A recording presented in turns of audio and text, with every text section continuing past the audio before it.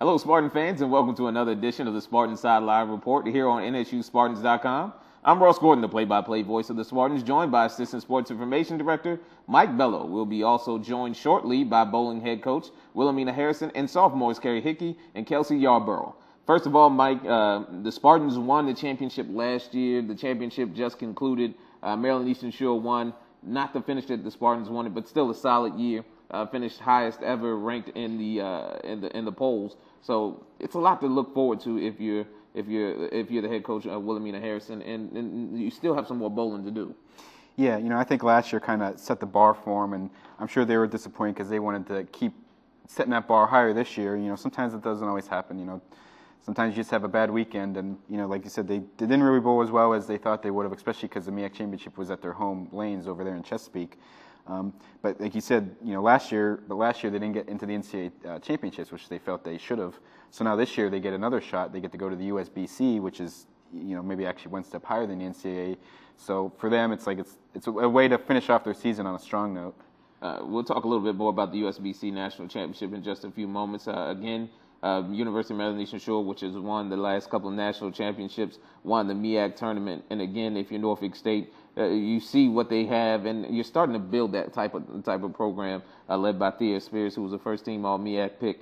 You have now the building blocks of what you want to do moving forward. Yeah, UMES is basically a program that almost every other program in the NCAA kind of strives to be. There's only a few programs that are really that high level, so it's not easy to get there, but it is a way to, something to strive for. Being basically NSU's been the second best team in the conference the past few years. That's now nothing to lower your head at when UMES is winning national championships. But it does give you a goal to aim for. It's always good to have someone who is going to be pushing you, which UMES obviously does. Third straight Southern Division championship as we bring in now the head coach of the Southern Division champions, Coach Wilhelmenia Harrison. We talked a little bit a moment ago about the tournament. Talk a little bit about the grind that is the MEAC tournament and how sometimes it can just be a little bit too much. Well, this year they had voted to shorten the days, and I think that break in between on Friday kind of hurt us. We had a momentum going in, and coming back after lunch, we just couldn't get it together. I was telling the girls, I said, if we had $1 million, we couldn't have bought a spare or a strike at that point.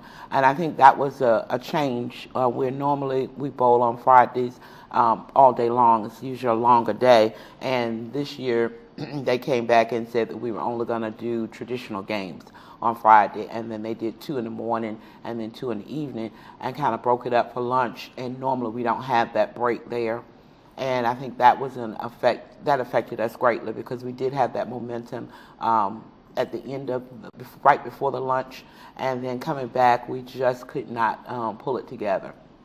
And I think even on Saturday you end up losing to Hampton you were done after that point.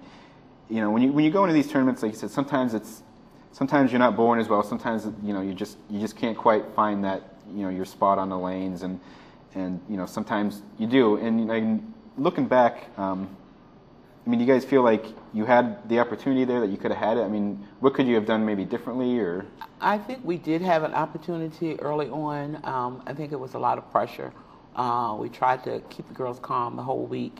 But we already knew that we had made it to postseason with USBC, and I think that got in the way a little because they were excited about that, not realizing we had to take care of business at home first.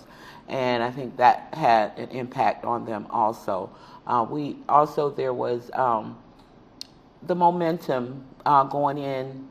It's a hard conference. When championship starts, it's anybody's game. And we try to explain that to them, is that we don't want to fall into what had been happening to all of our teams that won championships last year. I don't know what happened, but we kind of fell into that hole too. Instead of focusing on the moment, we were looking ahead.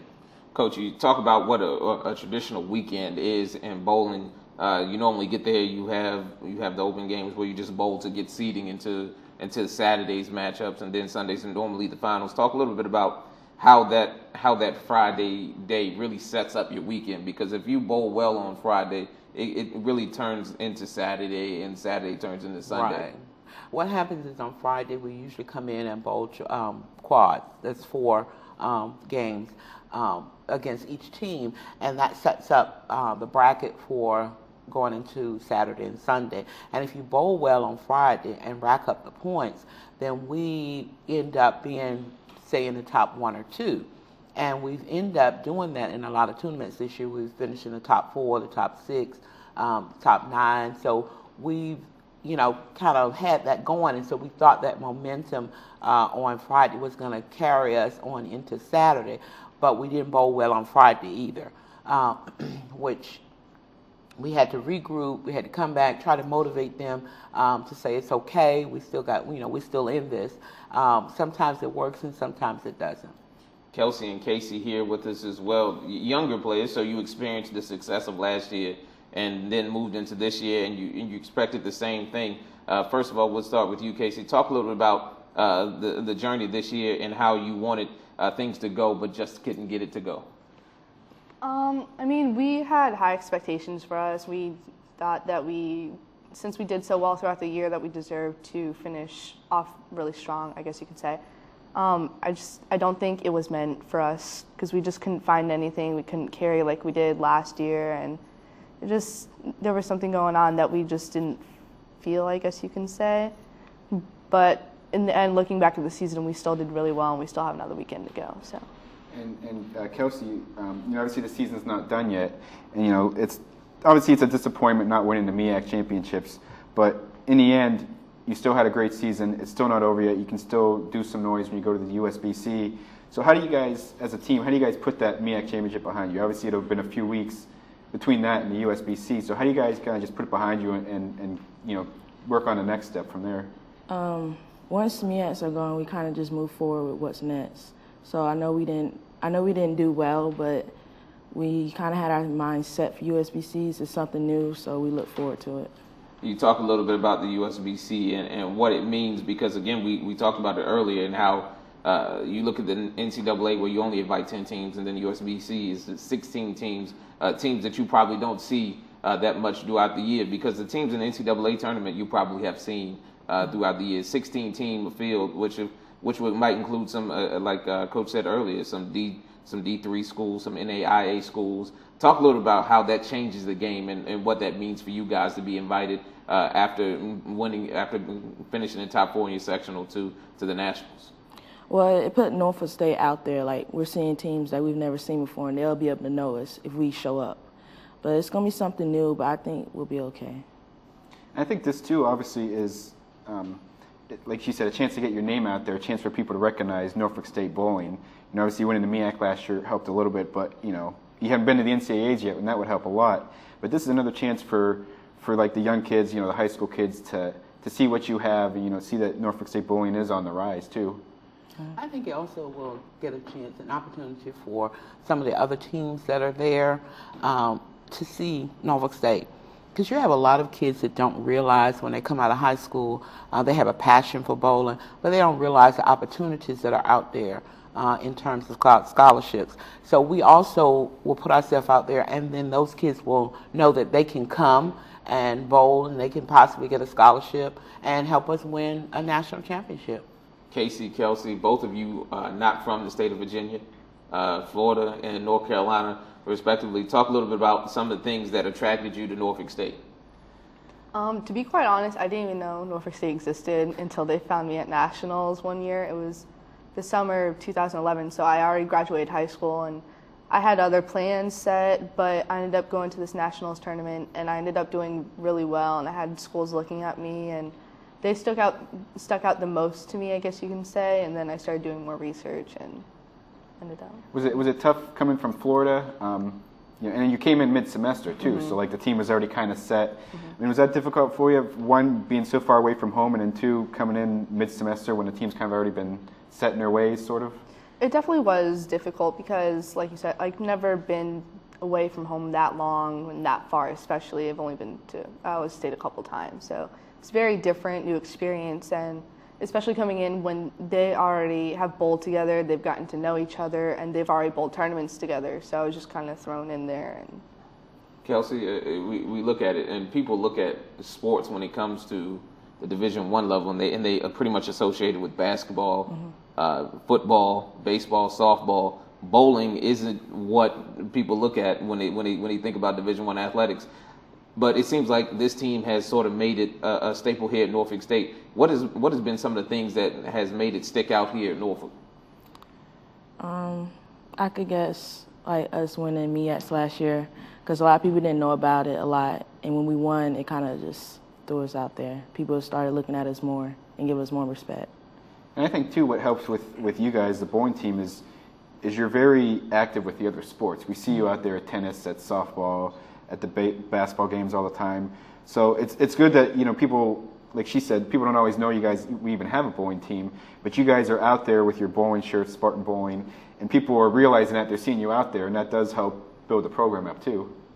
I think having the brand new lanes on campus helps a whole lot too. We have people come in when we're practicing, and it was like, oh, they have a bowling team. So I think that's helped out a whole lot with you know, putting them out there. And plus, our team do a lot of community service work, and they do support the other teams on campus, and they really enjoy that. The USBC Nationals coming up here in a few weeks, actually next week, the 18th through the 20th. It's a different type of grind, Coach. It's going to be held in Lincoln, Nebraska, and we just talked about it. That first day is a monster, and if you get through that first day, again, anything can happen, and you have to feel good if you can make it through that first day. Right, and yesterday I was talking to them, and I was letting them know that, you know, we have 8 players just like they have 8 players. We can't succumb to fatigue. We have to have good nutrition. We have to stay hydrated, and we have to keep our mental game going, because that's what it's going to take. Physically, you know, your body can start wearing down, but mentally, if your mind tells you keep going, it's going to keep going, and that's with any sport. And on Wednesday, we have a banquet coming in where they'll do the national awards. I had 6 girls that were All-American, academic All-Americans for the USBC and the National Bowling Coaches Association, so they'll get those awards. And then on Thursday, we will head into our quads, and that will be probably from 8 o'clock in the morning, I believe the schedule says, until probably 10, 11 o'clock at night. So positioning, we want to position ourselves near the top of the pack going into Friday. And back to you guys, this is a tournament that there's teams there that are on the level of the UMESs, the Nebraskas, those teams that are in the top of the NCAA. So it's one of those situations where, like, you guys going in, it's the first time you've ever really been there. Do you guys feel like, I mean, it's a sense of, you don't want to be intimidated, you know, you want to come in there confident, but does kind of maybe playing in some of those other tournaments, like the ones at Delaware and UMES, where you have a lot of those top NCAA teams, does that kind of prepare you for this, that, hey, these teams are no different than those schools that we've competed against already this year? I definitely think it does, because we see other higher ranked teams that we usually don't see, like national ranked teams that we like to bowl, and we get to actually compete against them, which is good. And being able to bowl against UMES and actually beat them during the season, that helps our confidence a lot, because it kind of shows us that we can beat whoever we do as long as we put our mind to it. We thank you guys for stopping by, Carrie, Kelsey, Coach Harrison. We appreciate you stopping by, and good luck at the USBC National. The Spartans will head to the USBC Intercollegiate Team Championship April 18th through the 20th in Lincoln, Nebraska, their first ever national championship appearance. Be sure to keep up with all of the news surrounding the NSU Athletics Department by logging on to the web at www.nsuspartans.com. We'd like to thank the NSU Department of Video and Media Production, Coach Harrison, Carrie, and Kelsey for their help here today. For Mike Bello, I'm Ross Gordon. Until next week, thank you for watching the Spartan Sideline Report on NSUSpartans.com.